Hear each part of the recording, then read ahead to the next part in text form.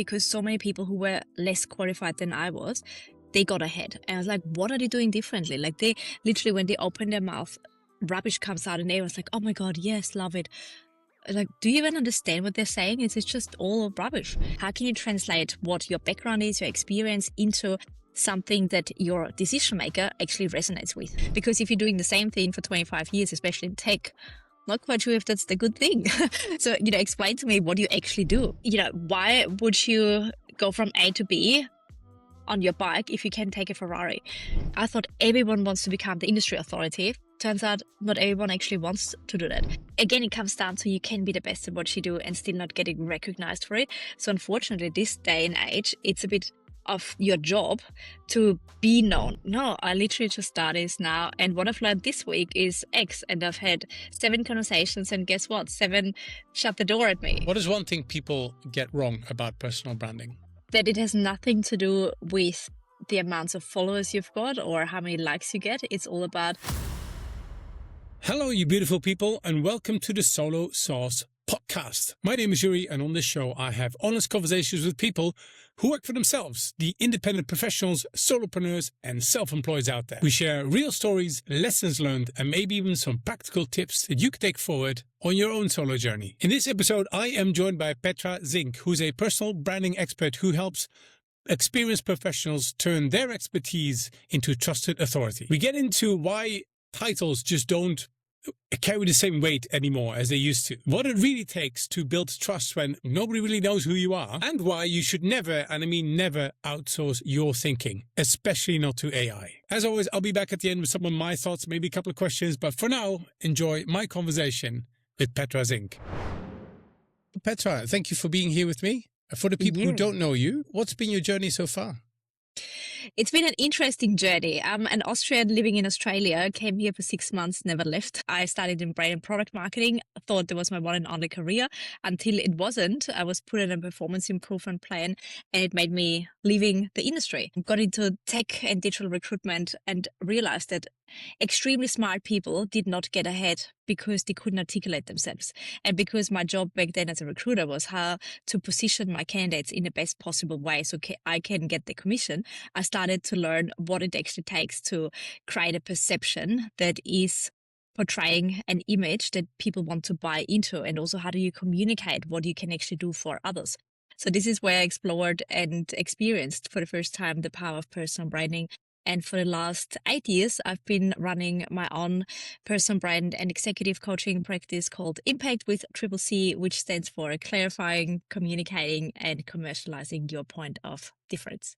I love how clear that is. You said you went to Australia for 6 months. Why did you go to Australia? What was that? Was that a study? Was that something else? No, I was already too old for studying. I studied in Austria, and I always wanted to go to the US or anywhere really other than Austria. But because I financed my own studies back in Vienna, I couldn't afford it. And then when my ex-husband got the opportunity to go overseas for initially 4 months, and then I pushed for the 6 months, I said, let's go for it. And I can do my Cert 4 in personal training because I've also been a personal trainer on the side for, 6 years at that stage, and just explore and experience a different lifestyle. And literally in the second we landed here, I fell in love, and I had not even left the airport, and I literally had this feeling of I'm home now, and I've never felt home in Austria. So yeah, I never left. It's hilarious you say that. So my wife lived in Australia for 10 years. She was in Sydney for 10 years. And she says the same. She says, because she's Singaporean, she says when she lands in her case, she lived in Sydney. She said, when I land there, I really feel at home. What makes you feel at home in Australia? Because Austria is, they're both kind of, I guess, Western societies. But what made it feel like home to you?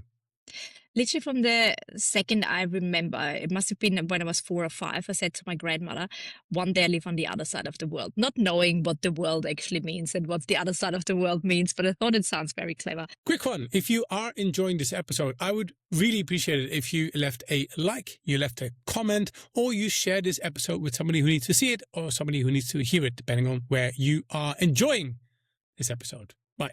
Let's get back into it. But it never felt home because it always felt way too small for me. At the same time, also the mentality, it's not my personality. It doesn't reflect it at all. couldn't become the person who I am now with the environment around me. There is still a lot of negativity, is narrow-mindedness, and it's I think characteristics from the history that comes from it, but also people and who I was surrounded by. Obviously, that has changed, but yeah, it just never felt like I belonged there. You do belong in Australia now because you've been there for how long now? 16, 17 years this year. Yeah, it's a long time. Congratulations, first of all. And glad to see you found somewhere. You talk about trusted authority. You've talked about that before. Isn't that just a fancy word for personal branding? I initially thought so too, because when I wrote the book, it was literally just to put my personal brand framework into a book format. And then I realized that for the last, I don't know how many years at that stage, I was selling the way how to get there, but the outcome of why you actually want to focus on building your personal brand is to become the go-to in your field. And this is when I realized there's actually another layer to it. Personal branding is just the foundation. And I always say it's the unsexy work because it's asking yourself a lot of those tough questions that you often don't even have the answer to in terms of what makes you different. Why do you do what you do? What excites you? Where are you most alive? These are questions that we are not growing up with. So it's not something that we just, you know, quickly can answer. And with that said, I thought, well, everyone's writing already about personal branding, but if I'm selling the tool to get there, nobody's going to buy my product. So what makes me different? And because I had been working with a lot of executives and a lot of entrepreneurs who then got influence either through investment or they exited the business and transitioned into, entrepreneurship or another kind of venture. I thought maybe it is actually that. And then at the same time, COVID hit and the conversations shifted. So people didn't necessarily say, how can I get ahead in my career anymore? They were saying, well, how can I influence when I don't have the title anymore? Because it was just stood down, but they still want me to consult for them, but I don't have the authority anymore. I was like, well, how can you actually influence without the title, but with trust? And this is what led me researching the whole trust element, what it actually takes for people to make things happen, even though they've got no official saying. And then other people have got all the authority, have got all the titles in the world, and nobody's listening. Like there must be something to it. And this is where I researched what actually goes into building trust on a bigger scale in terms of, the industry influence. And what goes into that trust? There are three pillars to it. Firstly, it comes down to capability. And this is where the result of personal branding comes out, meaning how can you translate what your background is, your experience into something that your decision maker actually resonates with? Because so many of my candidates, this is when I learned it, said to me, well, I've got the 25 years experience and I've got the 2 degrees and I won this award. And because I didn't come from the tech background, I just looked at them and said, okay, and that's good or bad? I don't understand what you're saying, because if you're doing the same thing for 25 years, especially in tech, not quite sure if that's the good thing.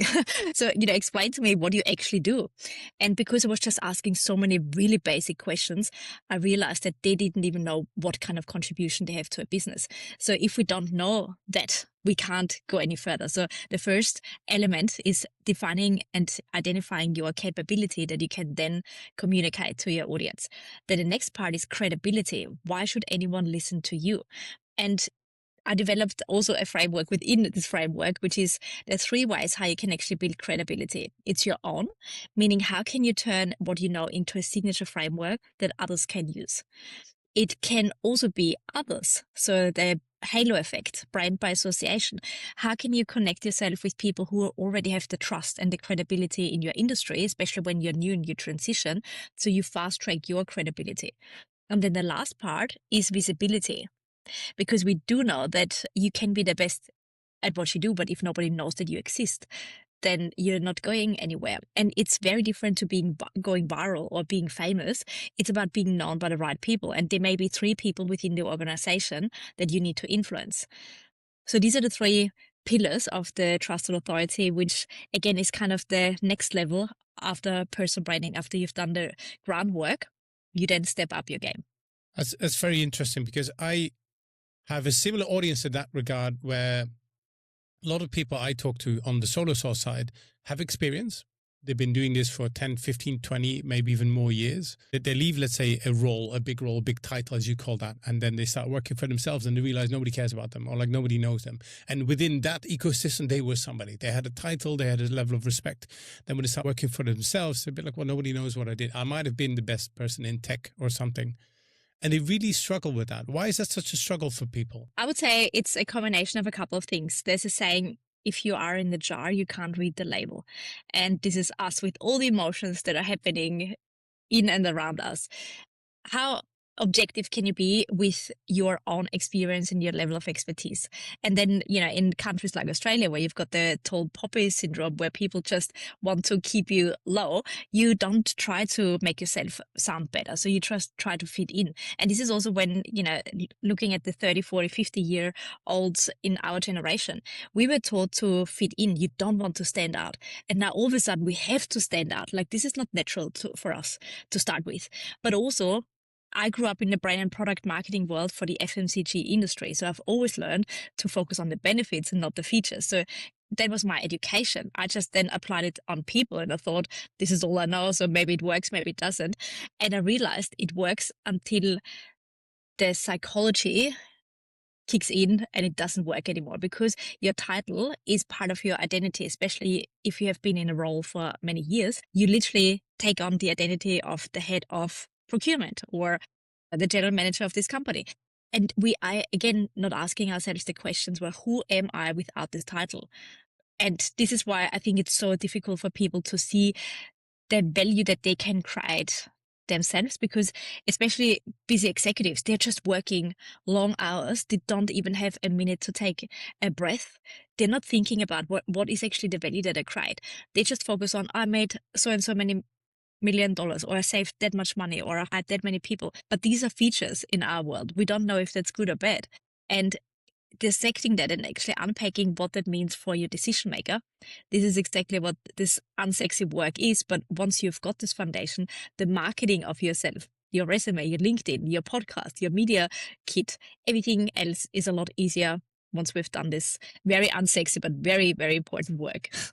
So if that's the case, are titles even important then? Because the nice thing nowadays is on LinkedIn, you can give yourself whatever title you want. I can call myself a self-actualizing leadership enabler. Give it some time. Do titles still matter, or is it all bullshit? Interesting you say that. This literally got me curious a few months ago. And there's one thing that I started and I never finished, and that's my PhD. So I started in Austria, and then I thought I'll take a 6-month break, and then when I come back, I'll continue. And obviously I never got back. And I thought, you know what?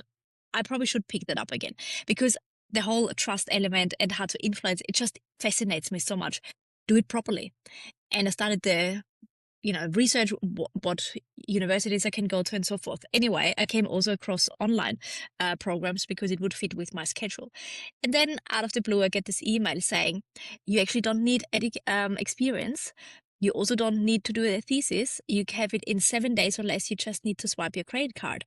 I was like, have we outsourced trust for the last few years to those institutions that we don't trust anymore because of those kind of opportunities that we've got now? We can buy the blue badge and the tick on Facebook, Instagram to say we are legit. We can buy the seen as, seen in whatsoever. You can buy media packages. And then I saw one of my back in the day peers literally had no credentials whatsoever. All of a sudden she wins all the awards. Never heard of those awards to start with.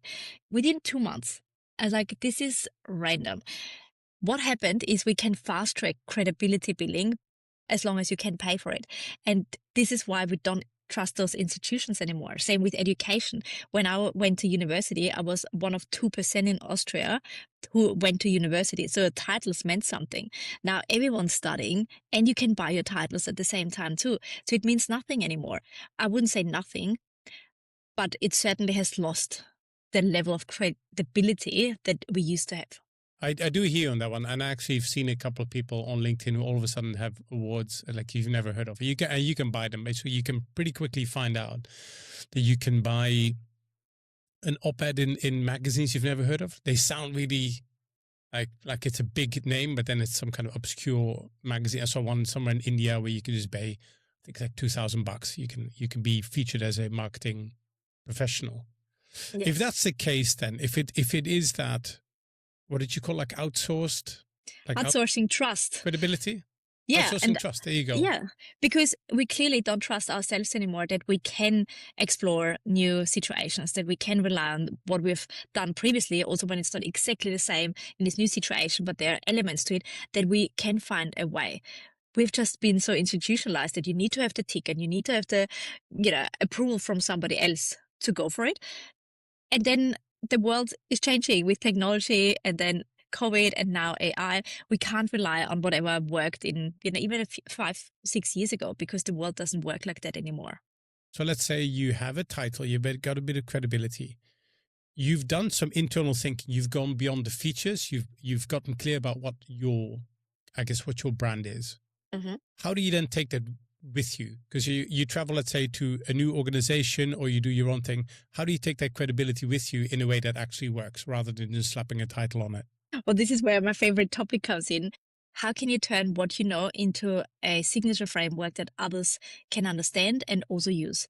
And interestingly enough, I've worked with a lot of investor groups, and one of the main investors who I've worked with in organizations, and we literally went from one startup to the next and just built teams and capabilities and moved on again. And I said, what? And he has done many of them, way more than me.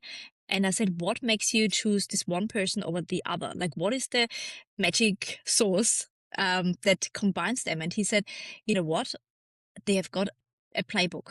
They come in, they know what to do. They don't have to figure things out. They don't sit for 3 weeks and just research the heck out of it. And in this case, the environment that I was involved, 3 to 5 years. That's the time spent, and they want to have their money back. So you can't waste time on, let's get to know each other and let's get to do some kumbaya and we'll research on the way. You need to go in, get results in literally the first few weeks, and then get out again. So turning what you know and what you have done over the last 10, 15, 30 years into something that you can use in terms of your own strategy. How do you actually get the result predictably and also repeatably? So it's not just a one-off opportunity or a chance or luck that you actually create the result. Plus, you can also use that to take people on the journey to say, this is where we are now. We're in stage 2. We've got another 3 stages to go. The issues that we're going to face in stage 3 are X, Y, and Z. And I've done it before. And what we're doing about that is A, B, and C. It's a very consistent and very clear, and with that confident way to explain how you actually create the results. Also, when other people don't have your technical background and your level of experience. And I like that you talk about the stages. I assume you helped them through the stages. Like, I think you call it growth. Let's see, where are we? Yeah, like growth, scale, and exit. Is that the stages you're talking about? These are the different stages where we work with organizations and leaders when they transition, because there's the saying, new levels, new devils. So just because you've made it to this one stage doesn't mean you can make it to the next stage. And it comes down to the identity and so forth. Now, in terms of your own framework, everyone's got their own stages. But once you know the 3 to 5 milestones that you need to achieve to go or take your clients from here to there, what are those big milestones? And then you filter down what are the smaller steps and actions and tools that you need to use to get to this milestone, because you don't want to overwhelm people with the 36 step framework. People are over that straight away. So this is also why Impact with Triple C, that's my personal brand framework. So clarify, that has like 6 steps underneath, but who cares? Communicate and then commercialize. And when we do a brand strategy day, for example, it's always the same process. So I'm not reinventing the wheel with every single client, but I also know I can predictably and repeatably create a result that the person wants. Yes, they're different because the people's background and so forth is different, but the approach is the same. And this is what also in psychology, for example, makes a tool credible and viable, because you get the same result using the same tools, but obviously in different contexts. Yeah, I've heard it's called validity and credibility. So validity is so credible is like, does it work? And validity is, does it work over time, kind of thing. Just a one-off kind of thing. And this is when we talk about AI, this is an important differentiator, because when I've done something for 10, 15 years, I know already what's ahead. Whereas AI cannot make this judgment, or it can't contextualize things either. and it doesn't take emotions in consideration. Like we always have this very straight path from here to there, and you just need to take those 3 steps. But we don't realize that we are scared of change, that people don't necessarily want to see us succeed, that we doubt ourselves. These are all steps that we are going to experience in our journey.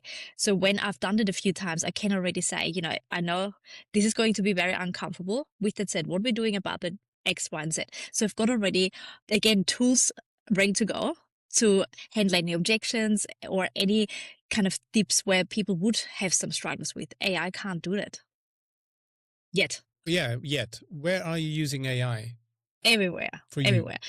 I develop my own custom GPTs. So I'm using 12 different ones every single day in different ways, but they're all trained on my IP. And this is again why I'm such a bully to focus on helping people develop their own IP, because otherwise you just get random rubbish in and with that rubbish out, and everyone just rehashes their own little mishmash of information. So yeah, I use Grok every day. I use ChatGPT every day, Perplexity every day. Like there's not one tool that I'm using, but I'm using multiple for different reasons. And you say that casually, like I build custom AIs, custom GPTs. Tell me a bit more what that means, because some people might be listening Mm. to this going, oh, do I need to be a coder for How does that work? Like, how do you build your own GPT? What does that look like? Yes, easiest project ever. And I did it for the first time when I thought, how can I, like one of my values, if not the most important one, is speed after freedom. Now, how can I get people a quick result when I don't work with them directly? And I thought, my book is 76,000 words. It's not an easy thing, even though it's written quite conversational and you can breeze through it over a weekend, it still takes a while. People don't have attention spans anymore. So I thought, what can I do to fast track, especially the do it yourself element that I offer with the Trust Authority when somebody doesn't want to work with me personally or they can't afford it whatsoever. And I thought, well, I just put my book, the frameworks, the worksheets, the videos, everything that I've developed in the Trust Authority ecosystem and put it in there and say, develop. So I've got one that's called Authority Brand Lab. So it helps you with your positioning, and it literally gave all the directions. It needs to have connecting to worlds. It needs to have the features into benefits translation. It needs to speak the language of your decision maker. So I just prompted with at least like 2 pages what it actually needs to take in consideration based on my content that I put in there rather than using the internet's content. That's fascinating. I think a lot of people need that more. What I like about what you're saying is you've actually built a bit of a system. You can feed stuff in and things come out. Am I saying that right, roughly? That's right. Yes. Yeah. Based on what you want and the frameworks that you want to use. Is that not losing your voice then? Because you're still using AI. How do you make sure that it's still you? I think it's more you than anything else, because it only takes Really? your thinking, yes, your thinking and your approach. And I also put my brain style guide in there, for example, where I literally list out the emojis that we're using and which ones are no-nos, and the sayings that we're using and which ones we don't. So it's very, very, like I would say it's 80% there. I always still refine it when it comes up with very sophisticated words that I would never use. I've got a newsletter that goes out today, which is all about people using AI. And Mm, I think too many people are ashamed of it. It's like they feel like they're cheating or something. mm, Well, how is this any different from using Google, so many years ago, or yeah. using, when we went from writing to typewriting, it's like that was Yes. also a bit cheating. But it comes down how you use it though.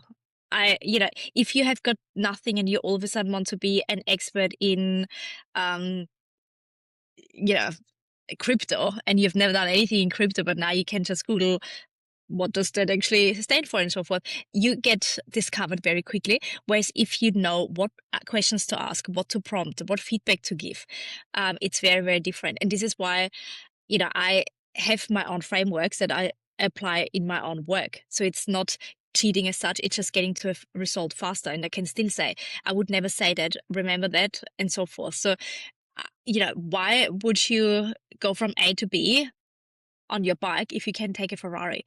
It does speed everything up. Yeah, that's the right way to say. Yeah, I agree. The point of today's newsletter is all about don't outsource your thinking. Don't Yes. outsource your trust. Yes. Keep your trust. Keep what you bring to the table there. Mm-hmm. The problem is the younger generation doesn't know what good is like. So they cannot Yes. recognize what good writing is, what good ideas are. Where I think people with some experience should be able to do this. So never outsource your tone of voice, but use it as a smart tool. Absolutely. And even, connecting it with your stories because nobody can copy that. To say, I've experienced this. What kind of research is supporting that experience? Is there anything out there to start with? Like, I didn't realize, over the years I've learned that, but when I was still in marketing, I experienced the Peter principle, meaning you get promoted to the highest level of incompetence. Back then, I didn't know there was a thing. But now, if I would experience that, I would say, what is going on there? Like, what is it that I'm not seeing? Is there anything that's supported by research? And all of a sudden, you can expand your own knowledge simply by putting your experience and situations in there. I have to do a 2 minutes, which is shocking for me, a 2 minute speech.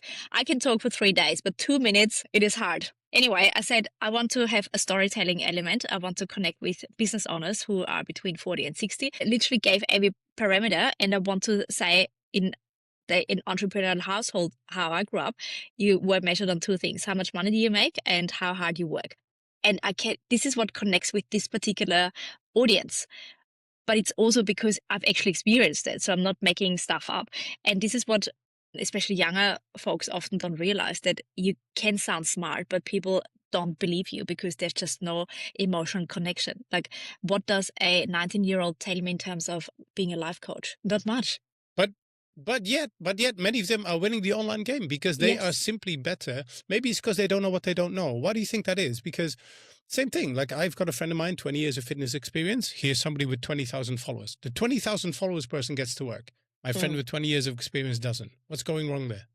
I think this is also the shortcut to trusting when we don't know what's different. I trust somebody with more social proof more because they must be doing something right. And again, it comes down to, you can be the best at what you do and still not getting recognized for it. So unfortunately, this day and age, it's a bit of your job to be known. And I'm not talking about being necessarily massively known online and having millions of followers, especially since we're transitioning from social media to interest media anyway. So followers don't really count anymore. But it's, how can you build a network, maybe through speaking? And if you invite 10 people, you've got influence over these 10 people. If you have go on podcasts with others, like there's so many ways how we can build our profile. So when people are looking us up, there is some tick in the box. I can trust you, because at the same time, trust is at an all-time low and skepticism is at an all-time high because we've been burned one too many times by the so-called influencers. And, I've also bought massive programs from people who've got literally nothing to say and charge 15 grand for it. I'm like, how can you still be in business? But still are. I think it's a very valid point. And it's a good question what you said in terms of we are moving towards a society where subscribers don't matter that much anymore. It's more about you finding your own tribe. Let's say you're a coach, whatever it is. You coach people.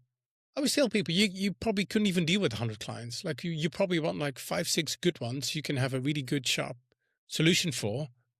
For most people, that's more than enough. They're too hung up on, I need to be seen as, having many followers. I think, though, it shifts now that we see attention has become quite cheap. Like, it was the be all end all, be visible, then you're credible. And there was a thing, especially around the 2021-ish time, when people had to be online all of a sudden. So we went from offline to the online world, and everyone was competing for visibility. And now we're swinging the other way around, that people are so over, especially the AI generated content. Younger generations are also unsubscribing from social media. So there's always this swing from one extreme to the other extreme, that we do see that sustainable trust assets, a book, a podcast, something that actually sustains your thinking beyond a viral post that could be, a cute puppy and has nothing to do with what you actually stand for, that always outlasts somebody who has had 2 minutes of fame. Lifestyle positioning. So when I think of Petra, I see certain images. Your images always look amazing. You got little workout videos. You got stuff of you working, little time lapses. You got stuff about your personal life on there as well. How much time and thinking do you put into those posts? Now, interesting enough, for the last 9 years nearly, I posted 6 times a week. And for the last 9 or so months, I even became quite bored with LinkedIn, which, it's literally my second home. So it's quite devastating to say that. I'm only posting twice a week now. With that said, I do put more focus in there. So I introduced Framework Fridays after I did my pull-up challenge in 2025, thinking it doesn't interest anyone. Like, honestly, I'm just hanging at a bar and pull myself up. Turns out everyone was interested in the journey. I thought, how interesting. People don't necessarily want to see you succeeding straight away. They want to be part of this journey. So this on-the-go credibility is an opportunity for us to build an audience and to take people along the journey. And I thought, how can I don't want to become a fitness influencer or anything like that. I don't want to niche myself in that area, but how can I translate that into a more professional setting? And I thought, I live and breathe frameworks. Why am I not challenging myself and create a framework every single Friday? Because I always say, if your thinking can't be put on a one pager, it can't scale. So if you want your team and your organization and the industry to follow, but then it's a 37-page manuscript that people have to read, it's probably not going to happen. So how can you distill that into a framework? And this is what, especially the third or fourth week, I put a lot of focus in there. After the first post that I put out there, and I was literally writing that in the morning of the 2nd or 3rd of January, and I thought, is it even worth it? Like, nobody's interested in that very basic triangle with 3 text points. It went viral. Like, 600, 300 likes, like you name it, it had it. I was like, this is the most basic thing ever. But because it was hand drawn, it was something that's relevant. It was new. It was not AI generated. People liked it. I was like, okay, there is something to it. So even just at this Framework Friday, similar what you did years ago, Virtually Possible. Yeah. It has this rhyme and rhythm to it that people remember. FF, Framework Fridays. I did planning and Prosecco with Petra. As silly as it sounds, but it has a brand element to it that people remember easier. So coming back to your question, how much time do I put in there? Nowadays, less because I post less, but at the same time, I also want to make sure it actually has substance and I don't just post for the sake of it. Do you think about your outfits, your background, you sit? Do you think about those things? Like, how much do you manicure your shots? Not at all. Not at all. Because even if you visit me unexpectedly on a Sunday, 4 o'clock, I would not be embarrassed by how I look. Let's put it that way. It's just always been like that. Even when I was single by myself and was at home all the time, I always looked. I don't want to say the part, but it's just something that yeah. So it's not something to impress people with, but it's always tied up too. I'm a very neat person. And I don't have to fake that. And I think this is what true, and I hate this word, authenticity means, that you don't try to be somebody else, whether people will see you or not, you're always the same person. I think too many people misunderstand that. They misunderstand that whole, I need to be seen as successful, right? So what they might do is take very superficial cues of what successful means. Maybe a car. You see this with the younger influencers, right? Money, Lambos, kind of stuff, which is, if you're 15, maybe you're very susceptible to that. You think that that's success. I think that's like a 15-year-old boy's idea of what success looks like. But I have a feeling too many people, when they are trying to build that trusted authority, that they think they need to sound clever all the time. They need to dress in a certain way. They need to be seen in certain places. Are they wrong to do this? If you just get started, is that something you need to consider? Like, I'm always going to wear this jacket, I'm always going to be in this setting. Are those important things? Or are they reading into it too much? I would say if you would have asked me that 4 or 5 years ago, probably. And also if you didn't have a manicured Instagram feed with a quote, a darker image, a lighter image, quote, the very predictable format, it was not good. Whereas now, if you would have that, it's like, oh my God, this is so 2021. How could you do that? So there are some trends what actually resonates. And because people have seen so much of this perfect and polished side of us, everyone is tired of it. Same with content. LinkedIn was such a fun platform when everyone just posted what they thought and so forth. And, 1% posted, and now everyone is posting random stuff that nobody wants to read anymore. So the curve is again going down. I honestly think, especially the whole superficial success criteria, they become quite cringe these days. Same with extremely polished photos. Like I literally did for organized photo shoots every single month with clients and myself every quarter to look amazing. And you've got all, perfectly set up coffee cup. Hang on, you're photographing me. It looks amazing. I don't do that anymore because it's not what people resonate with anymore. With that said, a few years ago, that was the standard. So it's just, being a little bit perceptive of what's going on and reading the market, listening to the social conversations that are happening and adjust and adapt. This is how we can stay relevant. Nice. I have a question for you then.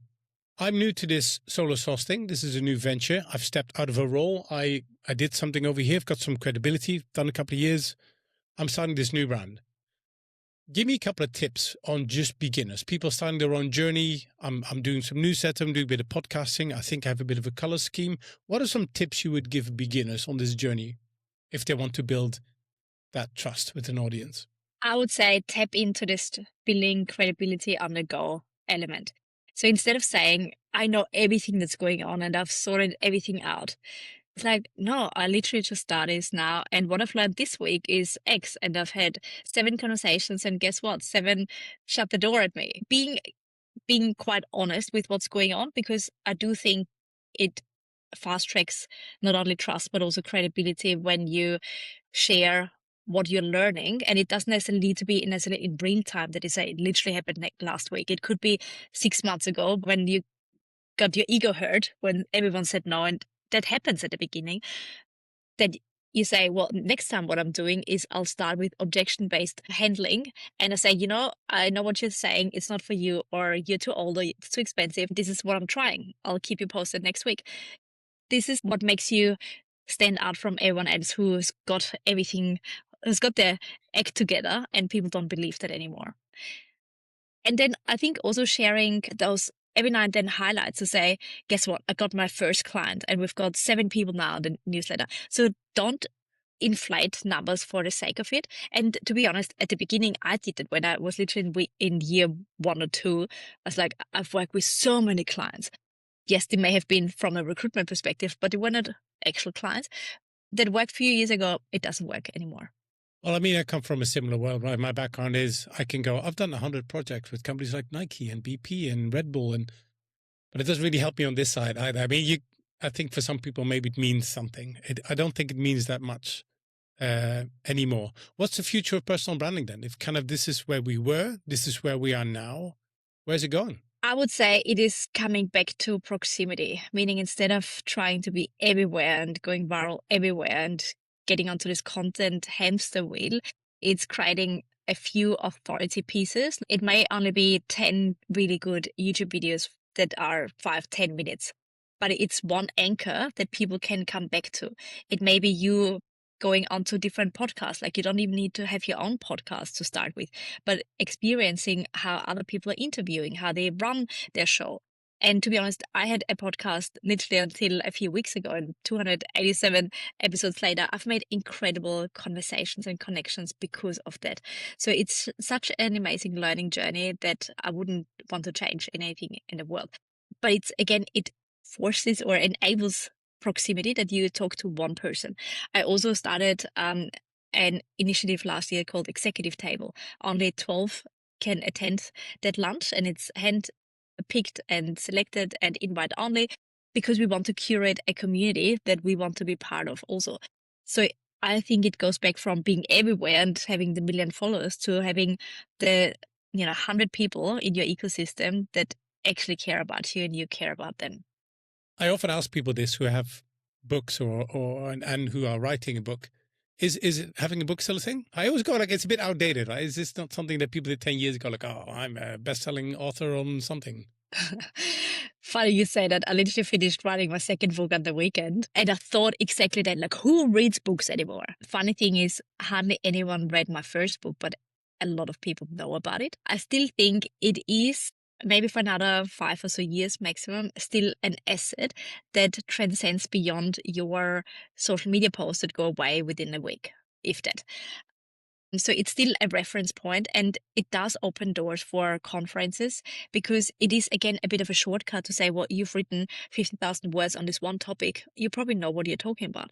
Whether it's true or not, it's this halo effect that one asset still carries quite a bit of trust and credibility. So it is, I always say it's an expensive business card because you don't make any money with books if you don't have an amazing deal, or, you sell it as part of your keynotes that companies also have to get another 100 or 200 copies. You don't make money. Like Amazon takes quite a big of a chunk of that, but it's not the point. It's a door opener that should do the heavy lifting for you. And this is why, again, I'm such a big fan of having assets that work for you when you're not awake. And this is where content comes in. YouTube videos are so amazing for getting found, building credibility, but also going on podcasts like that. Even with AI? Because I could basically go here and go into Notebook or something and say, write me a book on solopreneurship, whatever. It would probably spit out something, correct? To be honest, I used AI to write this book, but again, in a way that fast tracks my writing. So what I did, the first book I wrote and published in 6 months with a 1.5 months break in between because I couldn't connect personal branding with trusted authority, the concepts. Different story. Whereas this one, I said, I want to 10x everything this year. So that's my motto. Because if you play always small, you just get maybe this tiny little bit more. And I thought, stuff that. It's 10x or nothing. And I thought, so 6 months, 10x is kind of 6 weeks. So like, that's a bit short. What about 60 days? Like 2 months. So I've hanged a little bit with myself, and I did it in 2 months, simply by going on walks and saying, I've got this story. I want to connect it with a trust, and I just spoke to it, what I want to put in there. There's a lot of personal stories in there, but then connected with research that I don't have to find myself. So it just fast tracks that kind of process. So 100%, it still works when you use it correctly, when you use personal stories that you can't just Google somewhere. Yeah, it's still a tool. Tell me Yes. about the upcoming book. What's that all about? So it is a working title. And what I found was the trusted authority is all about becoming the go-to in your industry. And what I found over the last few years working with clients were, again, different conversations. They said, can I also use it within my team? What do I need to adjust to make that work in my organization? Because nobody listens to me. The board, I'm literally invisible to the board. And I thought, interesting. I thought everyone wants to become the industry authority. Turns out not everyone actually wants to do that. And if you don't trust yourself, you will never go to this massive jump and influence the industry. And I thought, what when everyone says trust is the one and only thing that makes things happen? But what does it even mean? Like, you can't touch it, you can measure it, and I'm all for having something logic in front of me. So I thought I'll do some research what it actually takes to make trust in a different layers visible and manageable. And I found out there's actually 5 layers of trust, and especially this cross-functional trust in an organization. Nobody speaks about it, and this is literally where 90% of my clients have issues with, that they can't influence another department who've got the similar or very same seniority level, but it's project based. So everyone is in it for them. People are walking over each other to get a bonus and so forth. What can you do to build trust in that level? What can you do to build trust in the team level, organizational level? And of course, it started with yourself. So yeah, I've developed 11 trust assets across the 5 different layers. And I want to call it, as I said, it's a work in progress title, return on trust, because we always connect return ROI with something financial, but all of a sudden it's something so intangible. And yes, you can measure it. ROTs. It also sounds like ROT. Maybe it's not the Yes. best abbreviation, but return on trust I like. I had the two, like, Rod, nobody's going to buy that. Are you ready for the lightning round? I am. The lightning round. I've got some questions for you. Quick fire questions as much as possible. Are you ready? I'm ready. Coffee meeting or boardroom meeting? Coffee meeting. Best city in the world for ambitious professionals? Gold Coast. Suit or sneakers? Sneakers. Petra Zink is in the business of ... Transforming expertise into authority. What is one thing people get wrong about personal branding? That it has nothing to do with the amounts of followers you've got or how many likes you get. It's all about you knowing what value you can actually bring to a certain audience and why. What is one habit every leader should build? Exercising every single day. LinkedIn posts or keynote speeches? Keynote speeches. Most overrated leadership buzzword right now? Alignment. What is one book every professional should read? That is a good question. I am quite a big fan of Next is better than 2x, and I've read it many, many times, simply because it interrupts how we think. But at the same time, there's another million, and that's rapid fire. So I've totally faked this answer. There are no rules on the Solo Source podcast, Petra. Got one last one for you. If you could advise your 25-year-old in one sentence, what would you say? Your time will come. With that lovely sentence, I want to say thank you so much for that. I'm looking forward to Return on Trust, or whatever you're going to call it. We could come up with a creative activity at some point if you want to change the name. But I think there's more in there than you think. I look forward to that. And I want to really say thank you for your wise insights and ideas. I think people get lots out of this. Always such a pleasure chatting to you, Joeri. Fantastic. Before I leave you my thoughts, I just want to say a massive thank you to Petra Zink for sharing her experience and her expertise and leaving a bit of that gold dust around personal branding. Make sure you connect with her. I'll leave the links in the show notes below. And while you're there, you can sign up for my weekly newsletter called The Solo Sauce, where I share ideas like these to help busy independent professionals like you thrive and win the game. So here are a couple of thoughts, maybe even questions for you then. How much of your credibility are you still borrowing from your past? Maybe it's your title. Maybe it's a company that you work with. Maybe some of the clients you work with. I know I've been guilty of that by throwing out big names like Nikes and Coca-Colas and HSBC Banking just to kind of borrow a bit of credibility. And if that's what you're borrowing from the past, then what are you building today? Because when you step out on your own, and I know I've had the same rude awakening, you realize that whatever you had in the past, nobody really cares about that. Nobody really knows about that. So you're gonna have to start afresh. You're gonna have to leave all that behind, and build something new for you. And how much time are you spending on this personal branding? Because I have a feeling that when tons of other people can offer the same thing as you, maybe the way you show up, your brand, what you show to the outside world might be the difference between winning that bit of business or not. Something for you to think about, and I look forward to seeing you in the next episode. Make it a great day.